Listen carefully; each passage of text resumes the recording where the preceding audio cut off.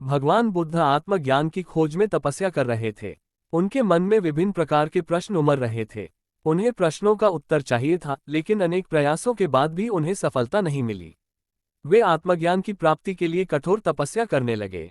अनेक कष्ट सहन किए, कई स्थानों की यात्राएं की, परंतु जो समाधान उन्हें चाहिए था वह उन्हें मिला नहीं। एक दिन उनके मन में कुछ निराशा का संचार हुआ।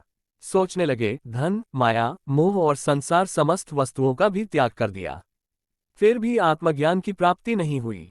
क्या मैं तभी आत्मज्ञान प्राप्त कर सकूंगा? मुझे आगे क्या करना चाहिए? इसी प्रकार के अनेक प्रश्न बुद्ध के मन में उठ रहे थे। तपस्या में सफलता की कोई किरण दिखाई नहीं दे रही थी और इधर बुद्ध ने प्रयासों में कोई कमी नहीं छोड़ी थी। वे उदास मन से इन्हीं प्रश्नों पर मंथन कर रहे थे। इसी दौरान उन्हें प्यास लगी। वे अपने आसन देखा से उठे और जल पीने के लिए सरोवर के पास गए। वहां उन्होंने एक अद्भुत दृश्य देखा। एक गिलहरी मुंह में कोई फल लिए सरोवर के पास आए। फल उससे छूटकर सरोवर में गिर गया। गिलहरी ने देखा, फल पानी की गहराई में जा रहा है। गिलहरी ने पानी में छलांग लगा दी। उसने अपना शरीर पानी में भिगोया और बाहर आ गई। बाहर आकर उसने अपने शरीर पर लगा पानी झाड़ दिया और पुनः सरोवर में कूद गई।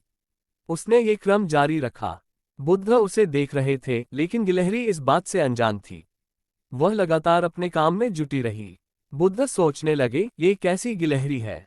सरोवर का जल ये कभी नहीं सुखा सकेगी, लेकिन इसमें इतनी हिम्मत है। ये पूरी शक्ति लगाकर सरोवर को खाली करने में जुटी है। अचानक बुद्ध के मन में एक विचार का उदय हुआ, ये तो गिलहरी है, फिर भी अपने लक्ष्य को प्राप्त करने में जुटी है।